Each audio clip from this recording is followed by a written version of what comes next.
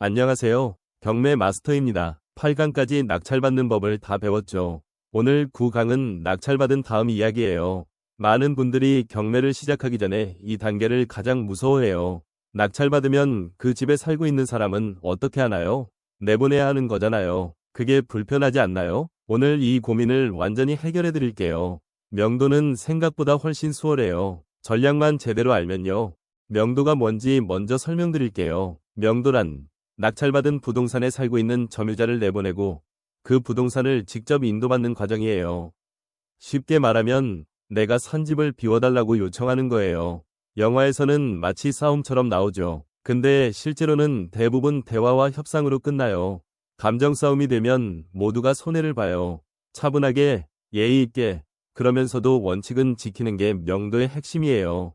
명도를 시작하기 전에 마인드셋을 먼저 잡아드릴게요. 점유자를 적으로 생각하지 마세요. 그분들도 갑자기 이사를 가야 하는 상황이 쉽지 않아요. 경매가 진행된다는 사실 자체가 이미 힘든 상황이에요. 그 사람의 입장에서 한 번만 생각해 보세요.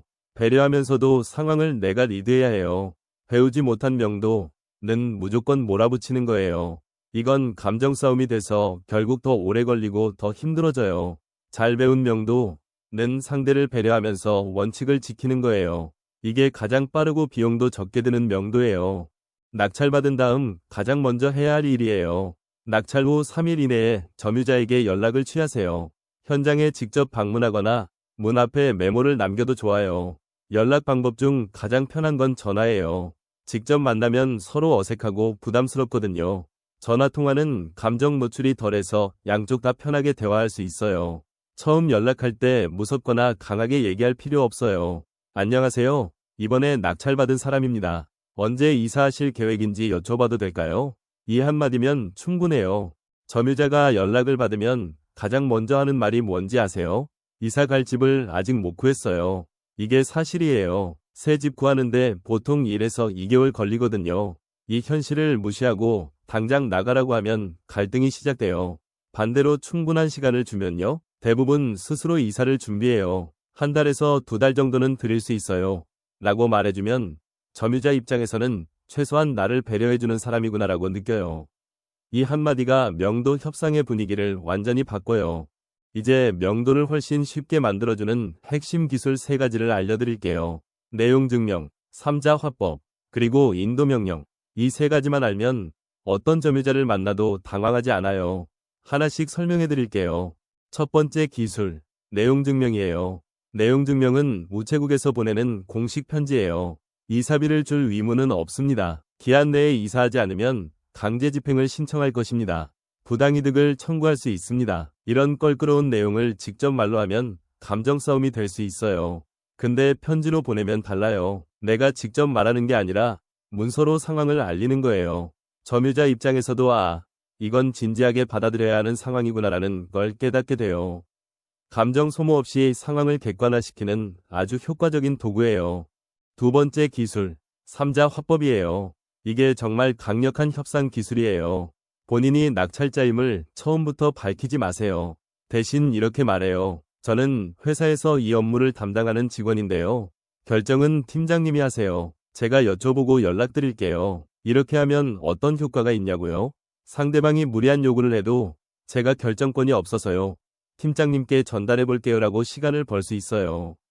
즉답하지 않아도 되고 감정적으로 흥분하지 않아도 돼요. 협상을 유연하게 이끌 수 있는 가장 현실적인 방법이에요. 세 번째 기술, 인도명령이에요.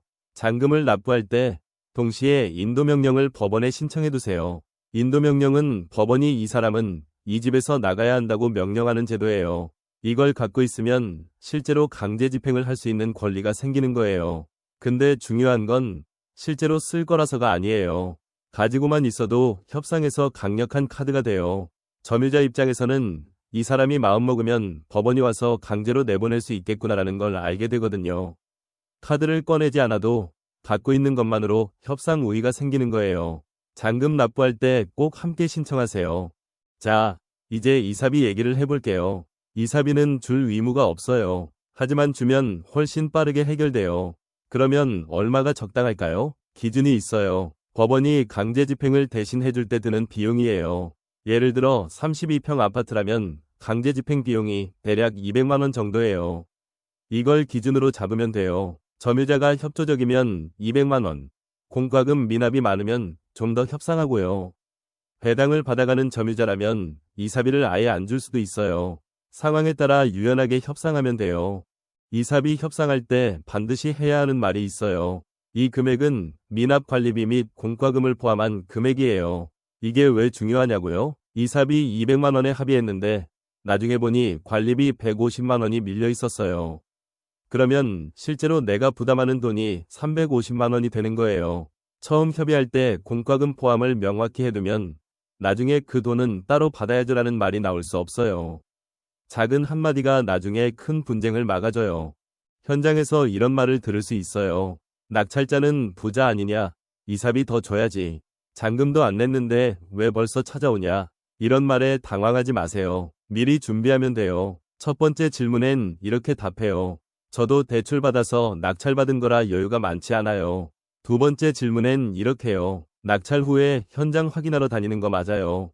이건 절차예요. 미리 예상 질문과 답을 준비해두면 기가 꺾이지 않아요. 이게 일종의 답안지 준비예요. 협상이 끝까지 안 되면 어떻게 하냐고요? 마지막 수단이 있어요. 강제 집행이에요. 인도명령을 받아두었다면 법원에 강제 집행을 신청할 수 있어요. 집행관이 직접 와서 짐을 내보내줘요. 비용이 들지만 결국 내보낼 수 있어요. 근데 솔직히 이렇게까지 가는 경우는 생각보다 드물어요. 인도명령이라는 카드를 보여주기만 해도 대부분 협상이 돼요. 강제 집행은 최후 수단이지만 반드시 존재하는 수단이에요. 이게 있다는 걸 알면 불안하지 않아요. 오늘 배운 명도 절차를 체크리스트로 정리해 드릴게요. 하나, 낙찰 후 3일 이내 점유자에게 연락한다. 둘, 이사 시간을 1에서 2개월 여유 있게 준다. 셋, 잔금 납부 시 인도명령을 동시에 신청한다. 넷, 껄끄러운 내용은 내용 증명으로 전달한다. 다섯, 본인임을 밝히지 말고 3자 화법을 사용한다. 여섯, 이사비 협상 시 공과금 포함 명시, 강제 집행 비용 기준으로 산정한다. 일곱, 예상 공격 질문에 대한 답안지를 미리 준비한다. 이 순서대로만 하면 어떤 상황도 당황하지 않아요. 오늘 내용 도움이 되셨으면 좋아요와 구독 눌러주세요. 12강 전부 무료예요. 오늘 핵심 메시지 하나만 가져가세요. 명도는 협상이다. 법적 안전장치를 갖추고 상대를 배려할 때 가장 빠르게 끝난다. 인도명령이라는 카드를 손에 쥐고 있으면서 점유자를 배려하는 마음으로 대화하면 대부분의 명도는 2달 안에 원만하게 마무리돼요. 오늘 9강 정리해볼게요. 명도는 배려와 원칙의 균형이다. 낙찰 후 3일 이내에 연락하고 이사 시간은 넉넉히 줘라. 인도명령을 반드시 신청해서 협상의 카드를 확보하라. 내용 증명으로 껄끄러운 내용을 전달하고 3자 화법으로 유연하게 협상하라. 이사비는 강제 집행 비용 기준으로 산정하고 공과금 포함을 명확히 하라.